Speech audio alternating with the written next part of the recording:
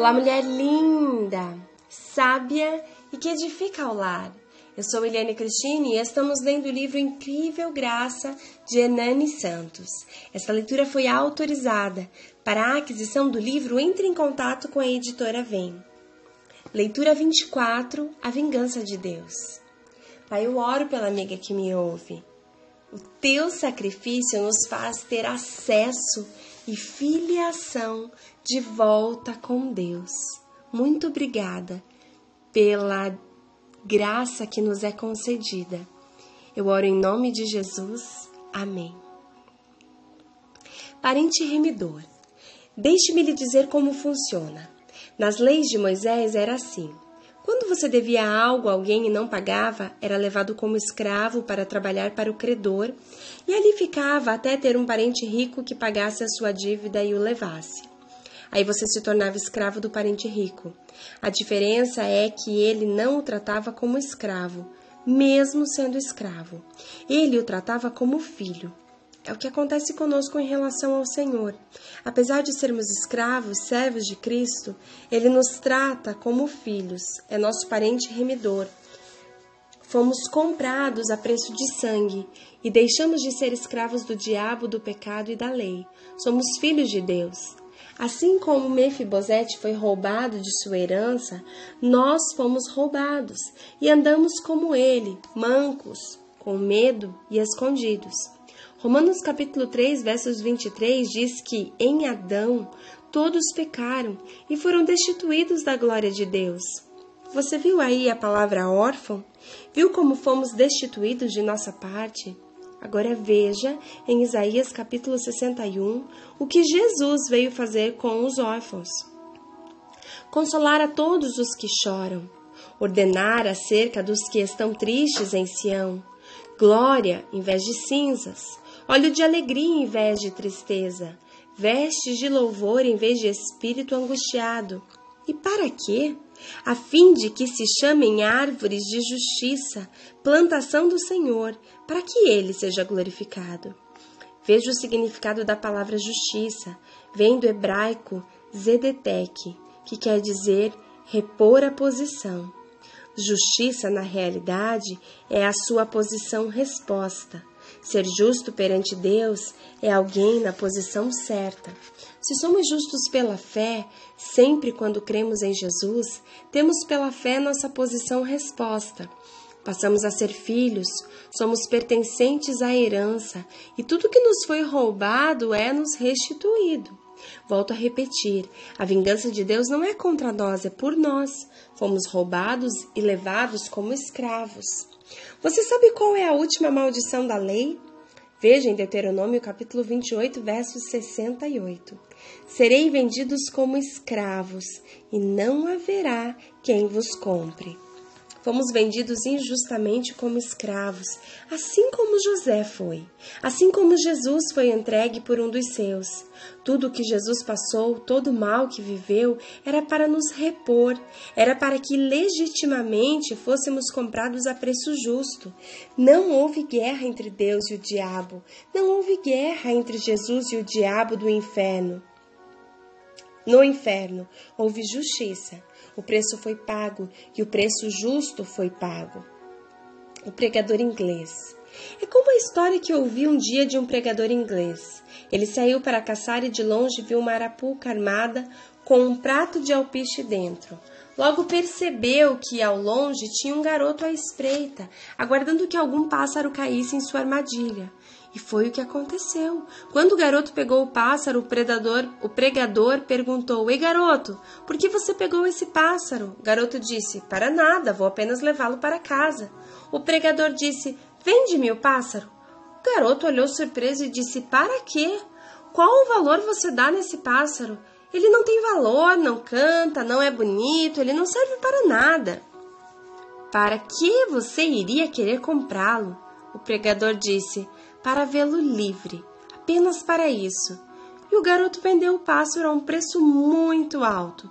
Logo que o comprou, o pregador o soltou e o deixou voar. Jesus é esse pregador. Nós somos o pobre do pássaro, seduzidos pelo prato de alpiste do diabo que fica à espreita, apenas olhando. Ele não nos obriga a entrar na gaiola, mas nossa natureza é facilmente seduzida. Jesus disse ao diabo: eu pago o preço justo e vou deixá-lo livre. E o preço foi pago, um alto preço, apenas para nos ver voar, para nos ver livres do pecado, do diabo e quanto à lei. Nós nos tornamos escravos, órfãos, solitários e sem herança. Mas Jesus nos resgatou da maldição da lei e da pior delas. Gálatas capítulo 3, versos 13. A maldição da orfandade. Hoje somos filhos e não somos mais órfãos. Jesus é o parente rico, o parente remidor, o pregador inglês que nos comprou a preço de sangue e agora somos livres. Ele nos mantém livres. É muito importante para que sejamos livres.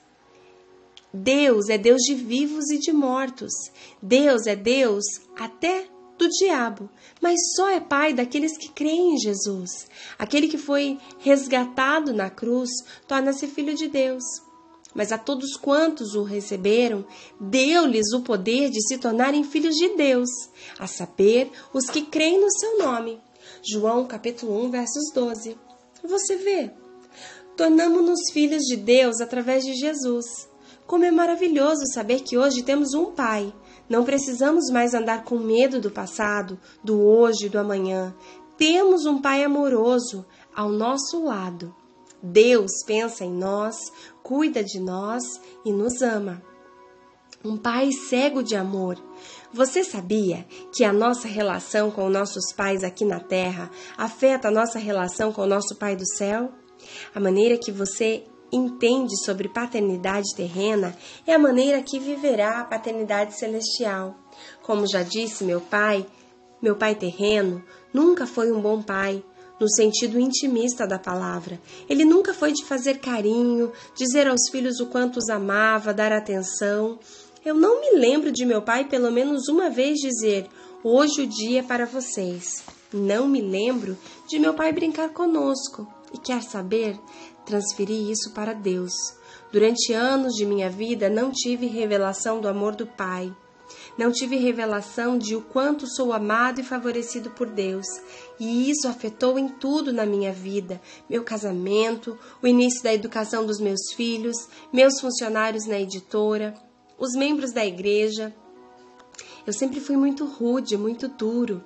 Já excluí pessoas da igreja, já os mandei embora, já impedi alguns de entrarem na igreja. Minhas mensagens mais antigas eram muito duras e confesso que estava fazendo isso na melhor das intenções. Quando surgiam pecados na igreja e eles começavam a aflorar, eu e minha esposa dizíamos: é hora de bater, ou dizíamos: estão precisando apanhar. Com isso, queríamos dizer: preciso pregar sobre inferno, juízo final, condenação, ira de Deus. Realmente, eu pensava que a igreja tinha de ter consciência do pecado. Eu usava muito essa frase: você não pode ser frio ao seu pecado. Por onde eu passava, muitos chegavam a mim e diziam: pastor, eu não me sinto crente depois da sua pregação. E eu tinha aquilo como um elogio e pensava que estava fazendo a coisa certa. Uma vez, estava pregando em uma igreja e uma senhora de 77 anos me disse: toda vez que você vem aqui, não me sinto crente. Isso para mim era motivo de orgulho. Veja bem, crer errado é a pior coisa da vida. Se uma pessoa não se sente crente, é claro que ela não será crente. Eu estava bem intencionado, mas meu coração era puro, mas eu estava fazendo a coisa errada. Estava misturando a graça com a lei e matando as pessoas dia após dia. Elas não melhoravam, elas pioravam. Em um dos casos específicos, recentemente uma ovelhinha me disse: pastor, gostava mais quando você batia. Estou com saudades das suas surras. Eu disse: por quê? Há 5 anos prego somente isso e você não mudou em nada. Essa preciosa ovelha por muitas vezes sequer tomou da ceia, por não se sentir digna. Tamanha era a condenação que ela sentia por causa das pregações. A verdade é que, mesmo pregando dessa forma, nossa amada igreja e nossos filhos na fé não mudavam. O pecado nunca sumia da igreja. Na realidade, parece que aflorava mais.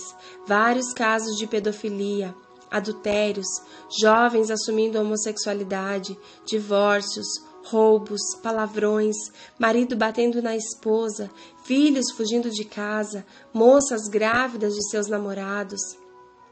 Esta era a realidade da nossa amada igreja. Em um determinado dia, eu estava pregando nos Estados Unidos e o meu co-pastor me ligou dizendo que um dos nossos líderes caiu em adultério e que sua esposa o pegou no flagra. Aquilo para mim foi demais. Passei 2 dias chorando e meu coração se encheu de condenação. Eu dizia, onde eu estou errando? O que estou fazendo de errado? Pois prego a verdade, prego o evangelho verdadeiro e as coisas não mudam, as pessoas não mudam. Este é o efeito da lei.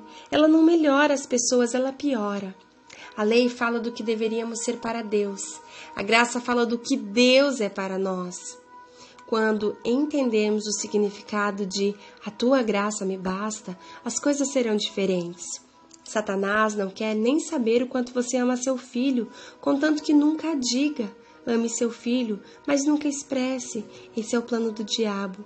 O que o pai mais fazia era dar testemunho do amor que sentia pelo seu filho. Ele constantemente ouvia, esse é o meu filho amado. Veja como isso é lindo, ouvir a voz do pai constantemente dizendo, você é meu filho amado. Isso fortalece o filho, deixa-o confiante. É muito importante sempre externar seu amor por seus filhos.